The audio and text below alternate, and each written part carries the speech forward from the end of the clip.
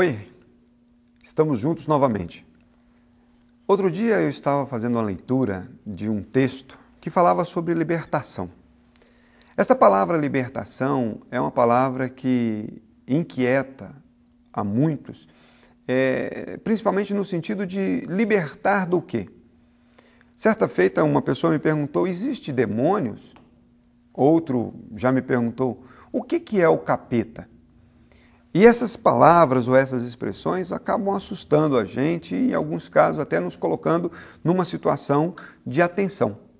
Mas todas as vezes que eu ouço a palavra libertação, ou todas as vezes que eu leio sobre a palavra libertação, me vem à memória o processo de libertação realizado por Deus diante de um povo que era escravo de um outro povo.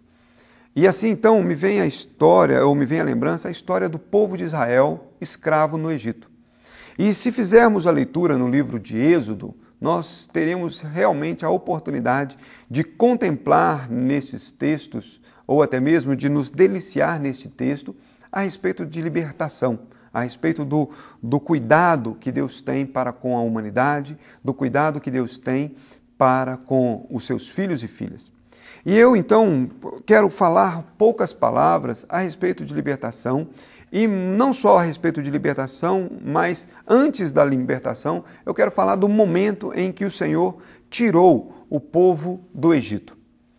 Interessante que uma história conhecida, Moisés foi até o faraó, conversou com o faraó e falou com o faraó assim, eu sou o Senhor, o Deus Todo-Poderoso, me enviou até você para dizer que você deve libertar o povo de Israel que hoje é escravo no Egito. Faraó, então, se recusou a libertar o povo. Faraó se recusou a obedecer aos mandamentos, naquele instante, do Deus de Israel, do Deus de Moisés, do Deus que enviou Moisés a falar com Faraó.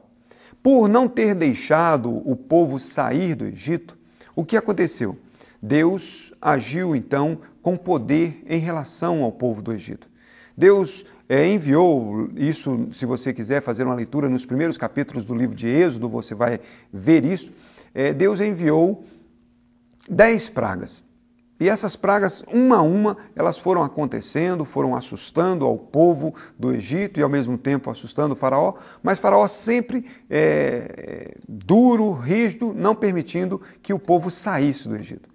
Mas, num determinado momento, depois de ter sofrido todas as consequências dessa imposição segura e da demonstração de poder de Deus ao Egito e a Faraó, Faraó, então, permite que o povo saia do Egito e até de forma meio que expulsa o povo do Egito. Só que, saindo do Egito, o povo é levado por um caminho diferente daquele que se imaginava ser o melhor caminho. E aqui é nesse ponto que eu quero parar.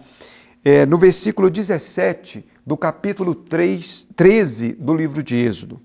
E aconteceu que, quando Faraó deixou ir o povo, Deus não os levou pelo caminho da terra dos filisteus, que estava mais perto, porque Deus disse, para que, porventura, o povo não se arrependa, vendo a guerra e tornem ao Egito. Este verso, ele diz bem o caminho que Deus escolheu para o povo. Nós temos sempre a sensação e o desejo de caminhar por uma linha reta, por ir por aqueles caminhos mais fáceis. Mas Deus nem sempre tem para nós estes caminhos. É importante entender que em determinado ponto, em determinado momento da nossa vida, precisamos percorrer por caminhos que não são os nossos caminhos, mas sim os caminhos do Senhor.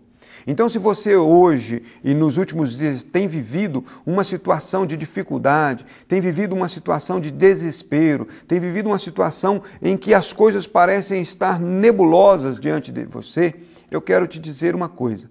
Tenha certeza, o caminho que o Senhor preparou para você é melhor do que este caminho que tem percorrido nos últimos dias. Então, volte novamente ao livro de Êxodo, capítulo 13, versículo 17.